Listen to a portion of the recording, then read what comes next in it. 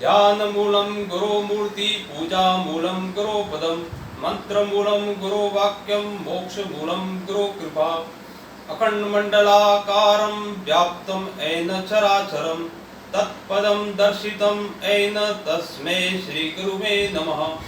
तमेव माता च पिता तमेव, तमेव बंधु सखा तमेव, तमेव विद्या द्रविणं तमेव, तमेव सर्व मम देव देव।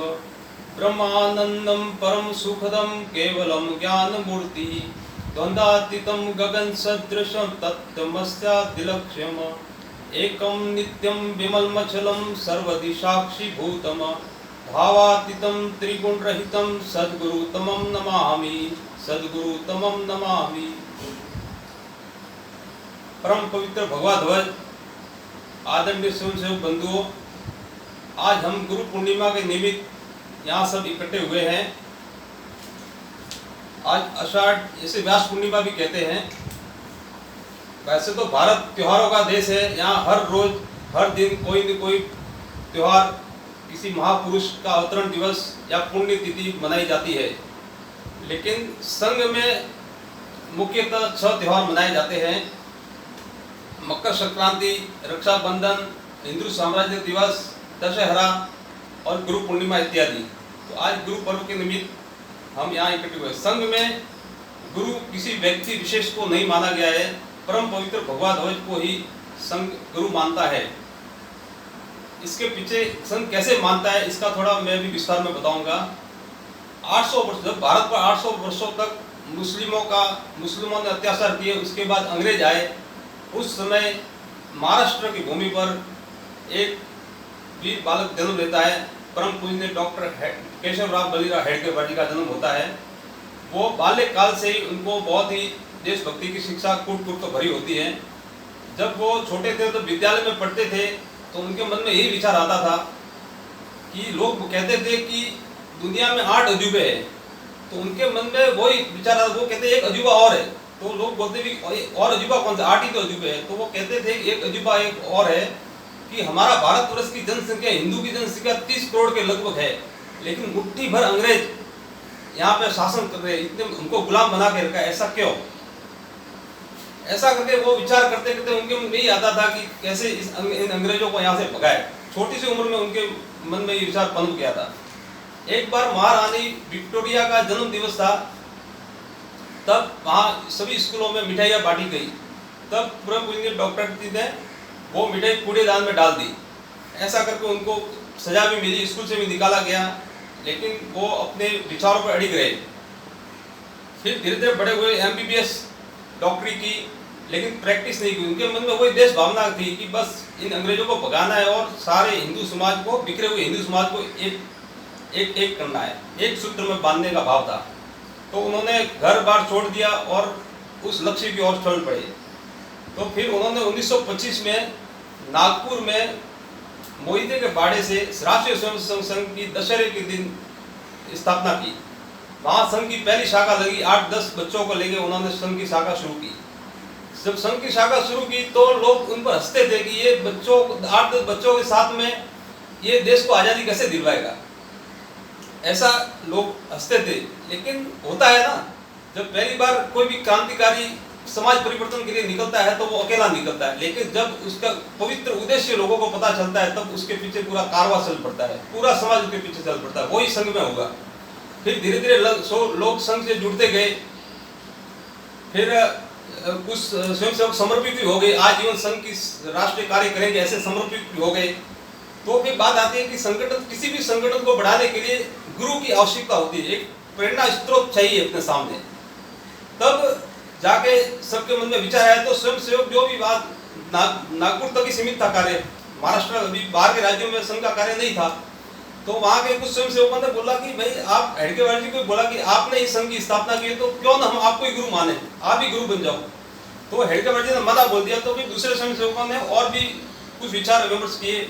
तो किसी ने तुकाराम जी का नाम लिया, किसी ने बोला ज्ञानेश्वर जी, क्योंकि महाराष्ट्र में ही था तो सब संतों के नाम लिए अलग अलग जो जिसकी जैसी श्रद्धा थी।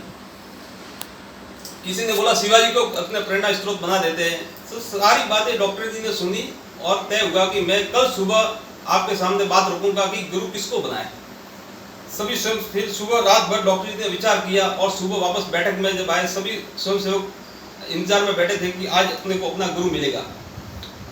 तो डॉक्टर जी ने कहा कि मैंने रात भर सोच के ये तय किया है कि हम अपना गुरु कोई व्यक्ति विशेष नहीं होगा, क्योंकि व्यक्ति में कभी भी दुर्गुण आ सकते हैं, व्यक्ति कभी भी अपने स्तर से गिर सकता है, व्यक्ति पतित हो सकता है। इस कारण हम व्यक्ति को गुरु नहीं मानेंगे।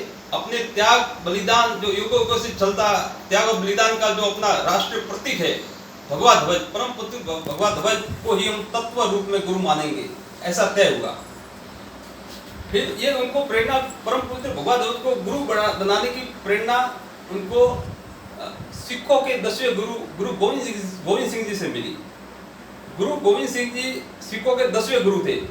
तो उन्होंने भी आगे समय खराब आ रहा है, कलयुग है, आगे कोई भी पतित हो सकता है, कोई भी अपने स्तर से गिर सकता है, फिर लोगों के मन में अश्रद्धा पैदा होगी। ऐसा करके उन्होंने भाई मेरे बाद कोई गुरु नहीं बनेगा, उन्होंने गुरु ग्रंथ साहिब को गुरु के रूप में स्थापित किया और आज सभी सिख उसको ही गुरु मानते हैं। सारे पवित्र कार्य गुरु ग्रंथ साहिब के सामने माथा टेक कर उनके होते हैं। उन्हीं से प्रेरणा लेकर गुरु जी ने डॉक्टर जी ने तत्व के रूप में परम पवित्र भगवा ध्वज को ही संघ का गुरु बनाया। फिर सब और से विचार किया उन्होंने। भाई पहले सोचा कि क्यों न शिवाजी को बना ले, शिवाजी प्रेरणा स्रोत है, लेकिन उन्होंने फिर ये तय किया कि शिवाजी होंगे तो अपने को संघ का कार्य सिर्फ महाराष्ट्र तक तो सीमित रखना है नहीं, पूरे भारत में फैलाना और भारत के बाद संपूर्ण विश्व में उसको काम को आगे लेकर जाना है। यह विचार कर शिवाजी को सिर्फ महाराष्ट्र वाले मानेंगे, ज्ञानेश्वर को महाराष्ट्र वाले मानेंगे, तुकाराम को भी महाराष्ट्र वाले मानेंगे, कोई तमिल वाला तुकाराम के प्रति श्रद्धा नहीं होगी, राजस्थान वालों को ज्ञानेश्वर के प्रति श्रद्धा नहीं होगी। इस तरह से ये काम अगर इनको बनाता तो ये काम सीमित महाराष्ट्र तक ही सीमित रह जाएगा, पूरे भारत और पूरे विश्व में नहीं फैल सकता। इन सब बातों को ध्यान में रखते हुए उन्होंने परम पवित्र भगवा ध्वज को ही गुरु बनाया। फिर उसके बाद धीरे धीरे संघ का कार्य बढ़ता गया, फिर और राज्यों तक बढ़ा, राजस्थान आजू बाजू एरिया तक बढ़ा, MP तक बढ़ा। प्रचारक संघ में समर्पित लोग भी हो गए, उनको हम प्रचारक कहते हैं। तो स्वाभाविक है उनके प्रवास में संघ का कार्य बढ़ाने के लिए खर्चा भी बढ़ेगा, तो खर्चे की व्यवस्था कहाँ से हो गई। तब स्वयंसेवकों के साथ बैठक हुई। स्वयंसेवकों ने कहा कि भाई हम संघ में चंदा लेने की प्रथा शुरू करते हैं। संघ लोगों के जैसे दूसरी संस्थाएं होती है वो चंदा इकट्ठा करती है, इस तरह क्यों ना हम भी चंदा इकट्ठा करें, रसीद फाड़े।